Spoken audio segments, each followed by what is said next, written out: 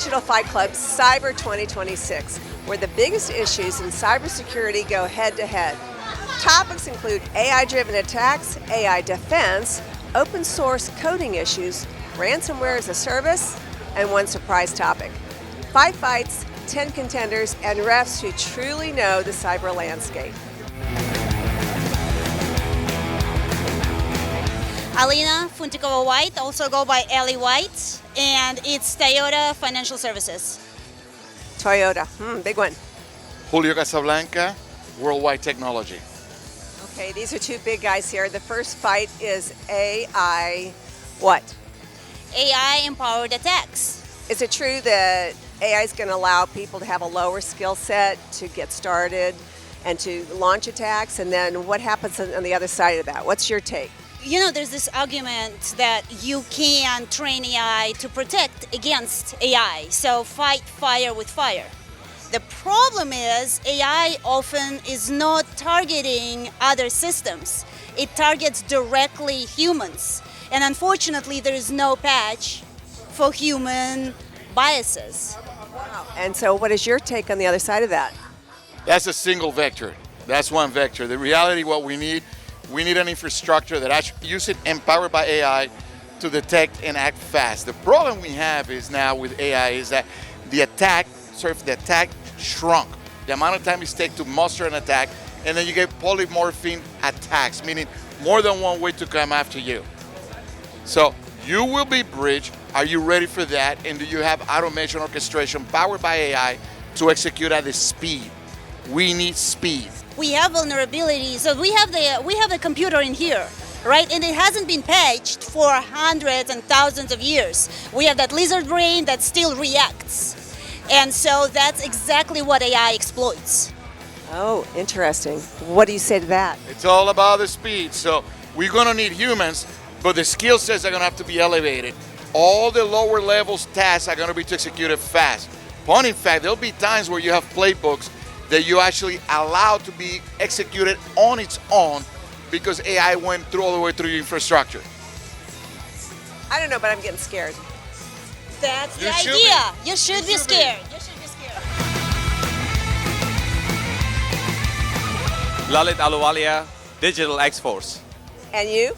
Larcy Robertson, Critic Ready. And we're talking about AI defense. Where are you going to focus your efforts in this subject? Everywhere. AI has to be everywhere.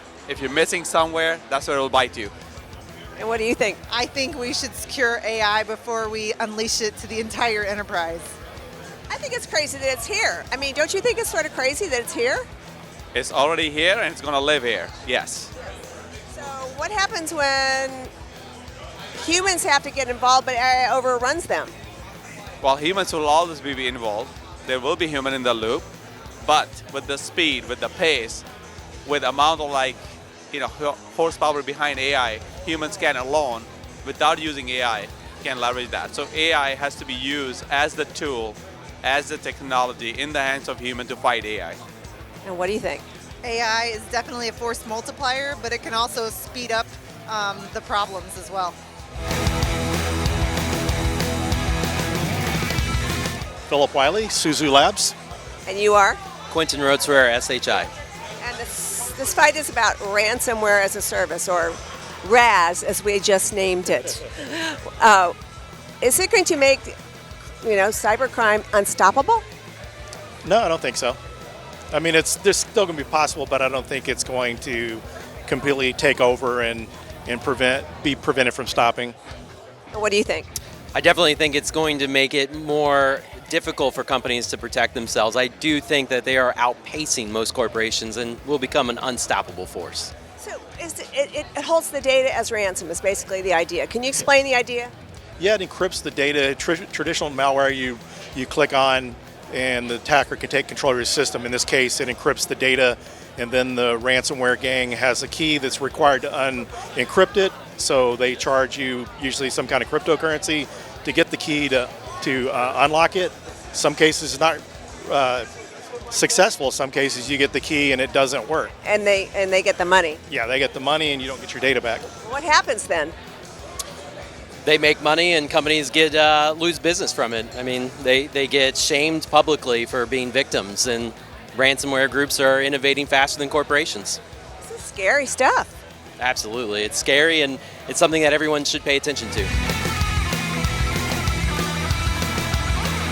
I'm Jeff Bankert. I work for Baker Tilly as a risk advisor. Ooh, and you? Chris Russell. I work for T0 Group. Okay, so you're Fight 4 about open source stack. Tell us your angle. Well, my angle is an open source stack is inherently high risk because it is a high value supply chain asset that is written by people you don't employ.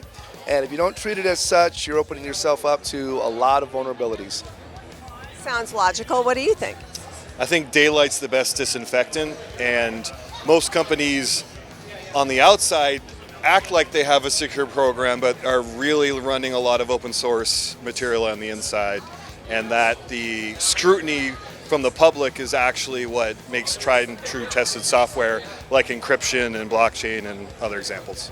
So when somebody writes code and it's publicly scrutinized, I mean, doesn't that sound risky? Well, it is true that modern applications are predominantly 70 to 90% open source components. But without accountability and SBOM and visibility into what those components are, you're really not running DevSecOps. What you're running is, let's trust a bunch of strangers on the internet and hope for the best. I've always said that about DevSoc, whatever he said. Yeah, that's fair, but I think the reality is that while companies act like they have a DevSecOps program and they're patching regularly and they are doing the right things, we all know, because we've all worked in these companies, what's really going on behind the scenes. There's a lot less patching, there's a lot less updates, there's a lot less maintenance, and sometimes there's people that don't even know the code that was written 10 years ago by someone that's no longer with the company. And I think that's the reality, that it's actually less maintained. As long as it keeps running, they just forget about it. Daylight is the disinfectant. Jignesh Patel, Harness. And you? Nicole Kerrigan, Dark Trace. Now this is a surprise fight, but by the time this gets edited, it'll be out. What is it? We're fighting about what is generative AI's place in the SOC. And, well, what is your take on it? Mine is limited and finite. And yours? Everywhere. Explain. Everyone in the SOC should have it. It's going to make them better. It's going to make them faster. It's going to take away the toil. Like fatigue, it's gone. Fatigue is gone? Oh, it's going to exacerbate fatigue. We're going to talk about having to deal with insane detection alert fatigue because of the inaccuracies if it's not harnessed correctly and well. She sounds like that's logical. They're already fatigued. Well, it can get worse. Fatigue. No, it's going to make it better. Jason Hamilton, I'm the deputy CISO at AT&T. Okay, so you're a rep tonight. I am. How did you tell? I don't know. I'm really psychic. I'm pretty pumped. I'm pretty pumped up for it, obviously. I love that. I love that you dress for it. It's fabulous. So you're familiar with the subjects tonight. What are some of your angles on how you're going to be how you're going to rep tonight? Yeah, I mean, most of the topics hit home. They're things that we're tackling at AT&T. Particularly the AI topic, both the offensive and the defensive side of the house. So I'm ready to sit back and listen to see what these guys have to say. I might have to throw a couple of flagrant fouls in there or personal fouls, but that's your duty. That's right. Yeah, but it'll be a lot of fun, I think. Raymond King for the Dallas Cowboys Football Club and the Jones entities. Very cool. What is your opinion on some of these topics tonight? Well, I think for most of us, what we're really concerned about is the things that are changing in the world today, specifically AI, right? So we've had traditional tools for a really long time, and you had traditional methods of securing your environments. But in today's world, things are changing so rapidly, it's really difficult to keep pace with it. I think everyone's definitely afraid of threats coming at you that you really can't control. 0 days are no longer just 0 days. It's really about who's weaponizing that in seconds or minutes instead of days or weeks, right? So I think for most of us, it's really just understanding the landscape, trying to get ahead of it, and really applying a risk-based approach to just about everything. I think most of what I come back to is that if we're protecting the right things as much as we can, then you have half a chance of being successful and surviving. Otherwise, there's not much you can do. So we're not a very tech-heavy in terms of the different types of tools we're using, but fundamentals, right? What's important to the business? What are the things we absolutely have to protect? Data integrity, AI-ready data is probably my biggest priority to make sure that nothing that's sensitive or restricted doesn't get leaked or ingested into a model when it shouldn't be. Well, I think the Dallas Cowboys are in good hands. Well, thank you. I try, yeah. I'm Wei Dong. I'm the CISO of Michael's Stores. What is your angle on how you're going to approach being a ref tonight? Well, I was told that I'm going to call people out for bullshitting, so that's what I'm going to do. Digital Fight Club Cybersecurity 2026 is setting a record for attendees for a Digital Fight Club. That's how popular it's become. Love being the host. We've got a fighter that got told an hour ago that he's replacing a fighter that got stuck on the tarmac in San Francisco.